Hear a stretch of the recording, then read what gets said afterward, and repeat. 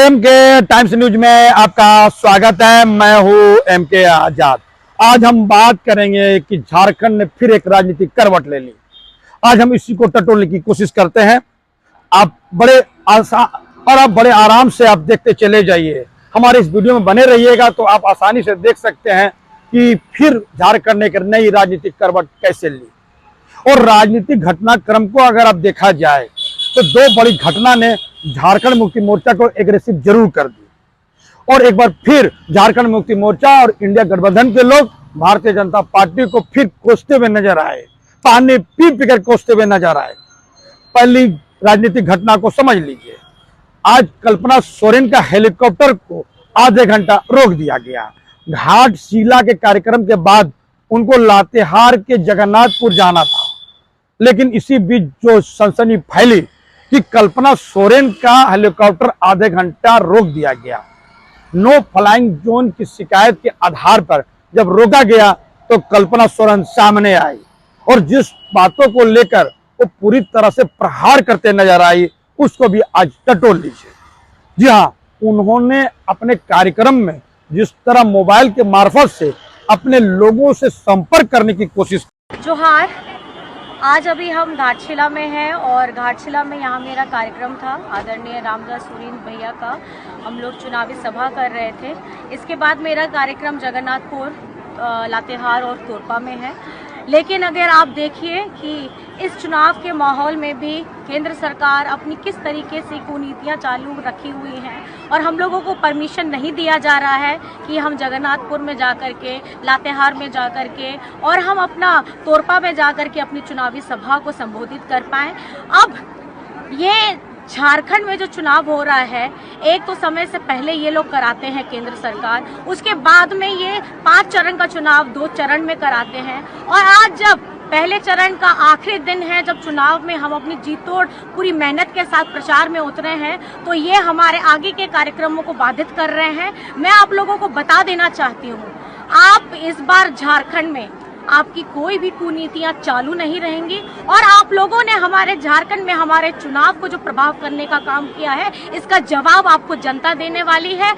अब झारखंड को कोई नहीं रोक सकता। महागठबंधन की सरकार को यहाँ झारखंड में आने से कोई नहीं रोक सकता। आप लोगों ने अपना जितना भी प्रपंच किया था, चाहे हेमंत सोरेन जी को जेल में डालने का काम किया था, चाहे हमारी इस चुनावी सभा को आप लोगों ने परमिशन ना दे करके रोकने का काम किया है, मैं आप बताना चाहती हूं कि अब झारखंड का जनता अब पूरा आशीर्वाद महागठबंधन सरकार को देने वाली है और आपकी कुनीतियों को खत्म करने का हम लोगों ने अब दृढ़ संकल्प कर लिया है। अब हम आ रहे हैं। अब आप झारखंड को रोक नहीं पाइएगा, रोके पारबे ना, एकदम झारखंड को रोक नहीं पाइएगा। और यही आदत तो पूरी तरह से झारखंड में कल्पना सोरेन ने तहलका जरूर मचा दिया। राजनीति के हर पर पैतरे से इस तरह से वाकिफ हो जाएगी कि किसी ने अंदाजा नहीं लगाया था। और राजनीति के चंद दिन में ही उन्होंने वो लंबी लकीर जरूर खींच दी कि अच्छे अच्छे राजनीतिक के होश पागता हो गए कल्पना सोरेन को लेकर। जी हाँ, आज फिर एक बार याद कीजिए हेमंत सोरेन का हेलीकॉप्टर रोका गया, करीब 1.5 घंटा रोका गया और मामले आए थे कि प्रधानमंत्री का प्रोटोकॉल में था कि उनके क्षेत्र में होने वाले तमाम चीजों में नो फ्लाइंग जोन हो जाता है। और झारखंड मुक्ति मोर्चा सामने आई, हेमंत सोरेन सामने आए और जो बात करते हुए नजर आए, एक बार आप उसको भी टटोल लीजिए।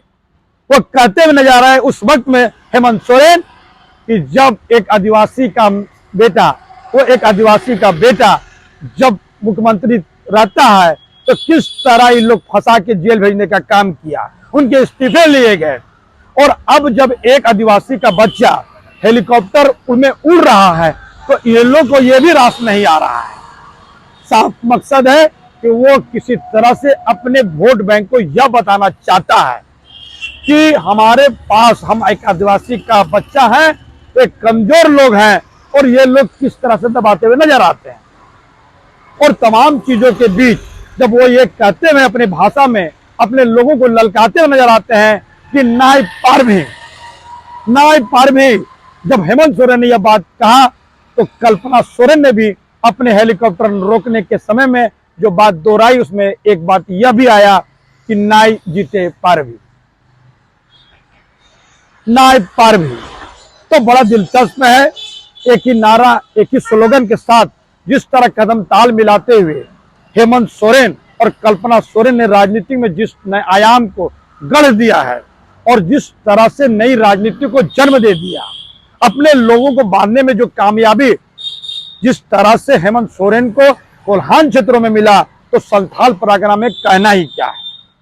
जिस तरह से शुरुआती दौर में भारतीय जनता पार्टी के नेताओं में जो भागदड़ मचा दिया और तमाम छोटे से बड़े नेता, और भारतीय जनता पार्टी में जो अनुशासन की बात करने वाली पार्टी थी, विश्व की सबसे बड़ी पार्टी थी, और अमित शाह जैसे चाणक्य के रहते हुए और हिमंता बिस्वा शर्मा जैसे नेताओं का और शिवराज सिंह जैसा प्रभारी होने के बावजूद जिस तरह से हेमंत सोरेन ने भारतीय जनता पार्टी में भगदड़ मचा दी, वो कोई छिपी बात तो बिल्कुल नहीं है।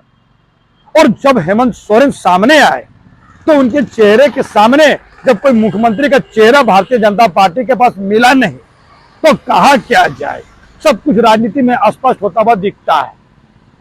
और दूसरी घटना को भी आज टटोल ली, इनकम टैक्स के रेट के बाद जिस तरह ईडी ने दस्तक दी राजनीति में, तो ये फिर एक बार भारतीय जनता पार्टी को झारखंड मुक्ति मोर्चा कोसते नजर आए।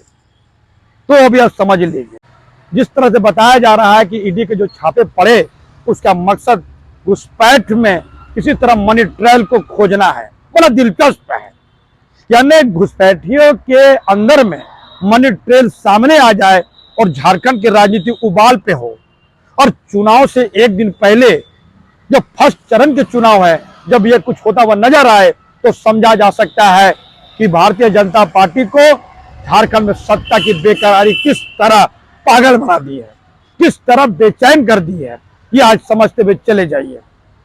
जो कि बड़ी दिलचस्प कहानी है। बताया जा रहा है कि जिस तरह से 3 महिला दिल्ली में पकड़ाई थी और उनसे पूछताछ के बाद जिस तरह से उनके आईडी के फर्जी होने के बाद और बांग्लादेश से उनका कनेक्शन के बाद सामने आई, उसके बाद लगातार ईडी ने पूरी तरह से छापे मारे। और इस छापे में मिला क्या, यानी करीब 17 ठिकानों में झारखंड के साथ पश्चिम बंगाल में भी छापे पड़ते हुए नजर आए। तो बड़ा दिलचस्प है और नजारे समझते चले जाइए। जिस बात को कहने के लिए झारखंड मुक्ति मोर्चा पहले से तैयार थी कि चुनाव का तैयारी जैसे शुरू होगी, चुनाव की आगाज जैसे शुरू होगी, तो शुरू हो जाएगा ईडी के छापे, इनकम टैक्स के छापे और सीबीआई के छापे। इंडिया गठबंधन के लोग पहले से इस बात को कहते हुए नजर आ रहे थे कि जैसे ही चुनाव का आगाज होगा और पूरी तरह से संवैधानिक संस्थाएं पूरी तरह से सक्रिय हो जाएगी और वो एक पार्टी के इशारे में काम करते हुए नजर आएगी। इसका अंदाजा तो पहले ही होगा।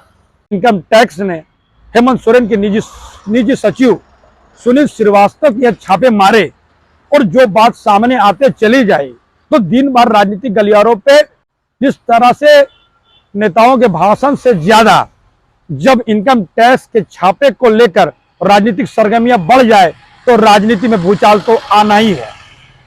तो बड़ा दिलचस्प है, देखना जरूरी है कि ईडी के छापे में मिले क्या। लेकिन जिस बात को वो कहती है, यानी भारतीय जनता पार्टी जिस बात को चुनाव में कहते हुए नजर आती है, उसी को पूरी तरह से अमली जमा पहनाने के लिए, अपने बातों को साबित करने के लिए ईडी के छापे जरूर हो गए। राजनीति पर नजर रखने वाले ये कहते हुए जरूर नजर आते हैं। बड़े दिलचस्प है। याद कीजिए पश्चिम बंगाल का चुनाव भी, और जिस नैरेटिव को लेकर भारतीय जनता पार्टी पश्चिम बंगाल के चुनाव में उतरी थी कि पश्चिम बंगाल को मिनी पाकिस्तान नहीं बनने देना है। 2 मई दी गई और तमाम मशक्कत के बाद भी जब पश्चिम बंगाल में भारतीय जनता पार्टी के सपने अधूरे रह गए, जब उनको सत्ता नहीं मिली, दीदी ओ दीदी और तमाम मुद्दे जब सामने नजर आए, तो कहा क्या जाए। राजनीति में अपने अपने बीमारियां होती है, अपनी अपनी कमजोरियां होती हैं, अपने अपने एडवांटेज जरूर होती है, और सबको टटोलते हुए चले जाइए। यानी कोई बड़ी पार्टी जिस तरह से किसी राज्य में जाकर अपनी पूरी ताकत लगा दे, समझते चले जाइए कि एक छोटे से राज्य 81 विधानसभा का झारखंड में यदि 40 स्टार कैंपेनर पूरे कैंपेन करते हुए नजर आए, बड़े बड़े चेहरे को उतार दिया जाए। यही नहीं, अंदर खाने की रिपोर्ट बताती है कि 40 स्टार कैंपेनर के अलावा भी करीब 250 कैंपेनर इस वक्त में झारखंड में विभिन्न क्षेत्रों में काम करते हुए नजर आए।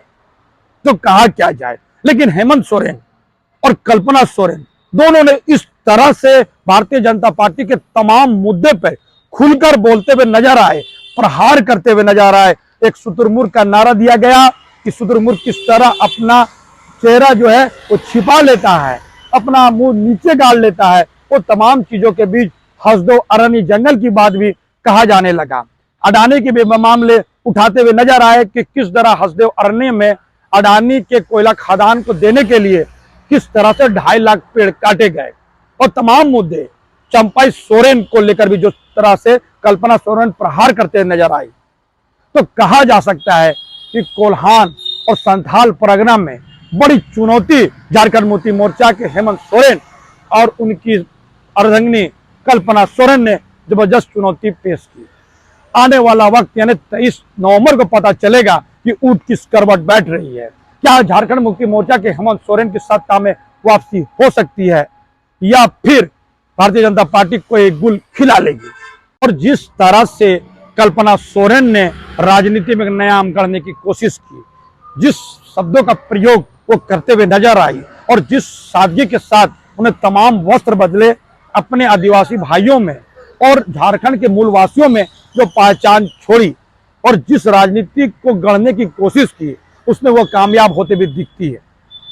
रही बात उत्तरी छोटा नागपुर को लेकर, लेकिन उत्तरी छोटा नागपुर में जो आशा भारतीय जनता पार्टी को है, सत्ता की वापसी, सत्ता की तरफ अगर ले जाने में कोई भी कोर कसर बाकी रखेगी, तो वो है पूरी तरह से आपको छोटा नागपुर का, उत्तरी छोटा नागपुर का क्षेत्र।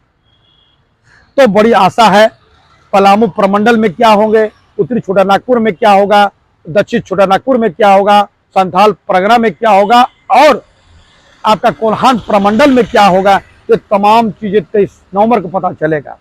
लेकिन राजनीति में नजर रखने वाले स्पष्ट देख सकते हैं, इन तरह के मशक्कतों के बाद भी हेमंत सोरेन कमजोर होते हुए नहीं दिखे। उनकी पार्टी इस वक्त में पूरी तरह से परवान चढ़ी हुई है, उनके लोग पूरी तरह से उत्साहित जरूर है। और जिस तरह से मैया योजना को लेकर, और जिस तरह से 200 यूनिट फ्री बिजली हो, अब वो आवास को लेकर जिस तरह से नैरेटिव झारखंड मुक्ति मोर्चा, हेमंत सोरेन, कल्पना सोरेन और इंडिया गठबंधन ने करने की कोशिश की, इसको भी लेकर राजनीति वगैरह नजर रखने वाले आसानी से कह सकते हैं। तो हमारा यह विश्लेषण आपको कैसा लगा, अपने कमेंट को जरूर कमेंट करें, और जिन्होंने अभी तक हमारे न्यूज को सब्सक्राइब नहीं किया, उसे बिना निवेदन के सब्सक्राइब जरूर कर दे। नमस्कार।